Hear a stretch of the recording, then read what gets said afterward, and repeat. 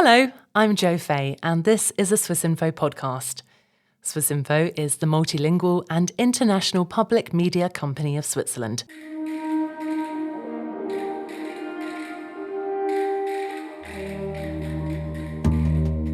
Today we focus on forensic science. That's the use of scientific methods to investigate crimes or examine evidence that might be presented in court. We find out how scientists can detect buried bodies from the air, and what goes wrong when there aren't enough forensic pathologists.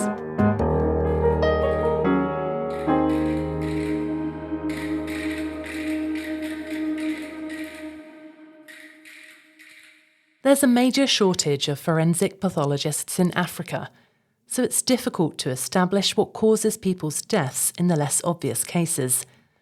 This makes it hard for families who've lost loved ones to find closure. The University Centre of Legal Medicine Lausanne-Geneva, the CURML, is helping to solve the problem by training more officials to carry out autopsies. Our video journalist, Julie Hunt, has more on this story.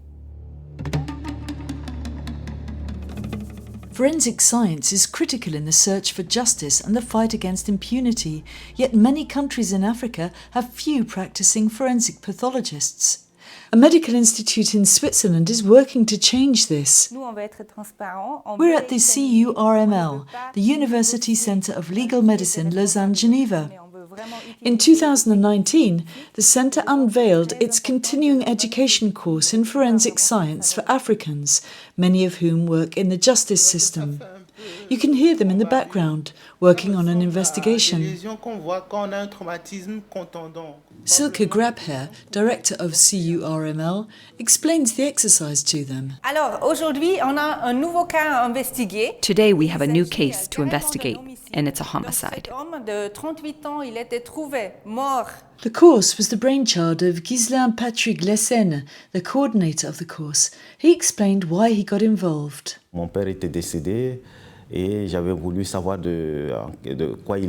dad died, and I asked for an autopsy to find out how he died, as he was only 70. I was told that in my country, the Central African Republic, there are no forensic pathologists. Now there is only one for 6 million inhabitants. So if someone dies, or there is some uncertainty, they only do an external examination of the body, so they don't go into depth. Silke Grabherr explains that this is a general problem in Africa. If you look in whole Africa, there is no real trained forensic pathologists, and there are in some of the countries, and in some countries there is one, in some countries there are two. Some countries they have some forensic pathologists that have been trained, especially by the French team or by the German teams, and so they have started to create centers. But it's not common. So most countries in Africa, they have none. Back in the classroom, Silke Grabherr explains the need for speed. The suspect is still on the run. We're looking for the perpetrator. So it's important that we examine this body as quickly as possible. The CURML director explains why the centre agreed to start a course for Africans. And that person cannot tell you anything anymore. And if you want to know what happened with this person, if you don't have an expert who can analyze the body and find the answers, you will never know what happened. And what will happen if this is the case? We were talking a lot with the judges, with the police officers in Burundi. They find a dead person and they believe that the person was killed. And so they stop a whole village, they are asking people who has done this. But if they would be able to read the signs on the body, and if they would be able to look at the body, to do an autopsy, and to look what the body can tell us, the body just would tell us it's a natural death. There is nobody that is responsible for this death. And nobody should be stopped by the police, and nobody should go into the prison. And if it's not the case, they will ask questions, they will try to find a murder, they will investigate a lot of time for nothing. Over 6 months, students learn about legal tools, forensic medicine and forensic science. The course uses high-tech imaging equipment, mostly developed in Switzerland. But Silke Grabherr says a forensic investigation can be carried out even with the most basic equipment. You look at a crime scene and you need only a lamp and maybe a telephone to make some photos. You already can also decrease about 1/3 of the wrong cases. And autopsies, what you need, we can go together into a market for gardening, for kitchening. You can buy everything you need to do an autopsy. You only need now a table and then you can start. Ok, très bien. Tu vas faire l'autre côté maintenant? But here in Lausanne, the equipment is far from basic. The students use special imaging equipment to examine a hammer that might have been used in a murder. They try to compare the potential weapon with the injuries inflicted. La main gauche, non? La main gauche. Switzerland is in a good position because we have, I think if you look at the whole world, there is no country where you need so much time for the training. So our training is very specific. So it's 6 years training after having finished the university studies.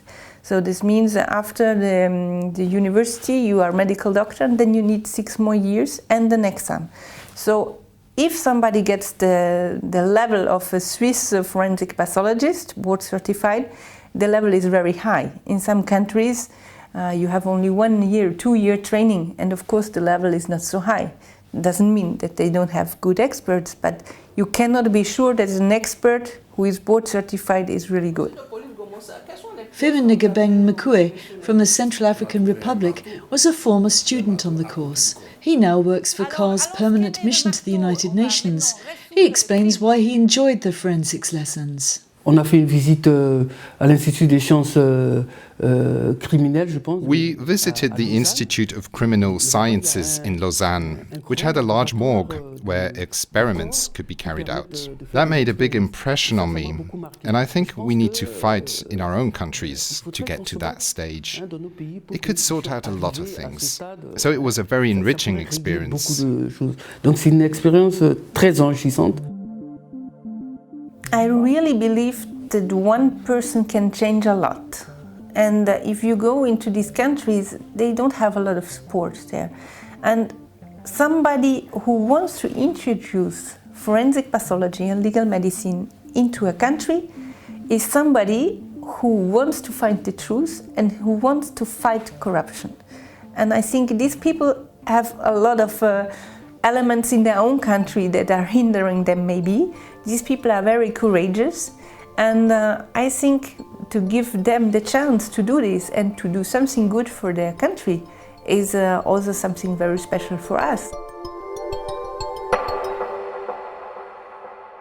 And now from Africa to Mexico, where tens of thousands of people have been disappeared as a result of the country's drugs wars.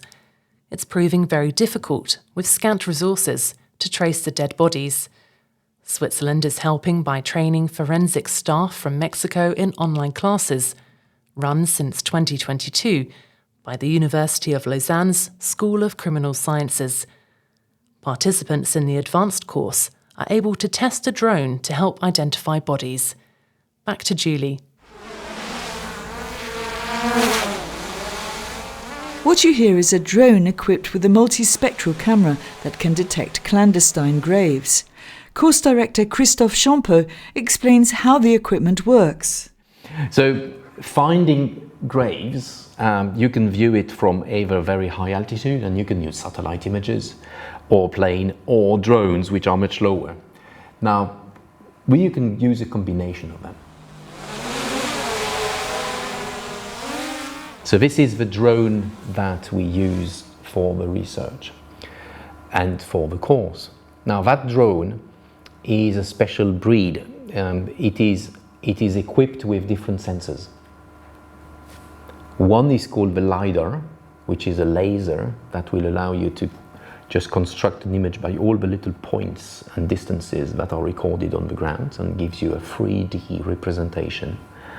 This other sensor is this one, and this is called a multispectral imaging.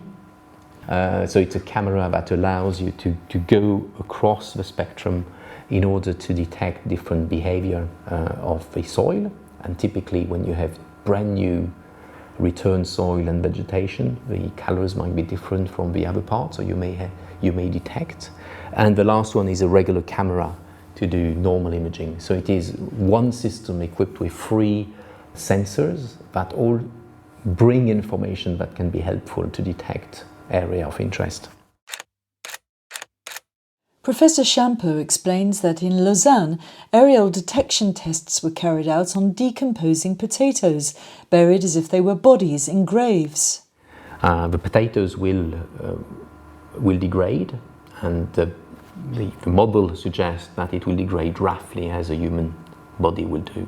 First you have to dig it, then you put the body, you put the material on top, and it will be a bit higher because you have given a lot of air in the soil. We'll try to make it flat, but it will start like a little mountain like this. With time it will go down, and then with the decomposition of the body it will go even further below, because the space occupied by the body will be reduced by the decomposition. And that's what we are trying to detect. So we are trying to detect surface variations where can suggest the presence of a grave.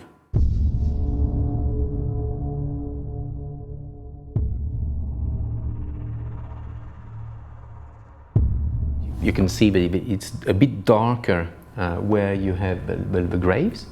What you see here from the top, in reality, it is a 3D cloud of points that reflect all the interaction between the laser from the LiDAR and the surface. So what I see in red, you know it's deeper than what you see in yellow. But you have a combination of visual clues, the height of the ground, and how it behaves with a multispectral camera. If a body is detected, a team can be sent in for closer investigation. You want to understand how it occurred. Do we have more than one person? How they were unfortunately killed? And can we reconstruct what occurred to them as far as the actions? Is that the same from one side to the other? When you have a problem like in Mexico with so many sites, you want to do some links between them. Is it the same team, so to speak? Is it the same group or killing? Do they use the same methods? So there is not only the discovery of the remains and who it is, but also how it got there and what are the mechanisms that leads to their disappearance. And can we use this to understand how these groups work? The idea is that the Mexicans buy similar equipment and use it in the field. The images gathered are sent back to Lausanne for analysis as part of practical training on the advanced course. The whole project is about helping the detection of potential clandestine graves, and once you discovered a site of interest, to document what has been found in a way that can be used potentially in court, and then the piece of body or bones are collected, then provided to the forensic anthropologist with ultimately the view of identifying the deceased and being able to give the remains to the loved ones. At the same time, we want to collect as much information that can help secure a case if the prosecution decide to take it further. The training aim at the end is to develop that type of capability that people can work together, but at the same time there is also a willingness to make sure that we can potentially understand what is happening, reconstruct the case, potentially find how people operated and who are the person who did that. So far, 100 participants, ranging from prosecutors and police officers to forensic pathologists and anthropologists, have taken part in an online basic course run by the Swiss. And that brings us to the end of our podcast on Switzerland's contribution to developing forensic science in Africa and Mexico. If you'd like to find out more about the topic, do visit our website, swissinfo.ch, and search under forensic. Next week, our reporters, Celine Stegmuller and Jessica Davis-Plus, take us to Slovenia. They'll be telling us why the pharmaceutical giant Novartis invested billions in helping to make Slovenia a global player in generic drug production.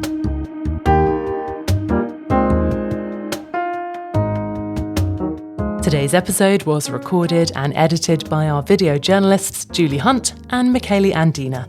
For more content, visit our website swissinfo.ch.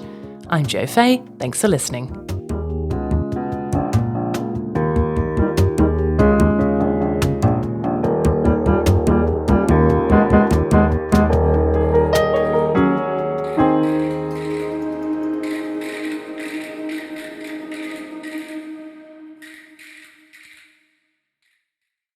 Hi, my name is Fabio Canic. I'm the host of another Swiss Info podcast, The Geldcast.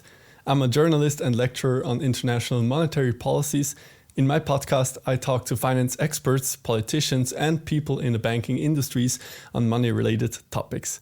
This podcast is from the land of money, Switzerland. It is published bi-weekly on YouTube. Highly valuable content, but free to listen to.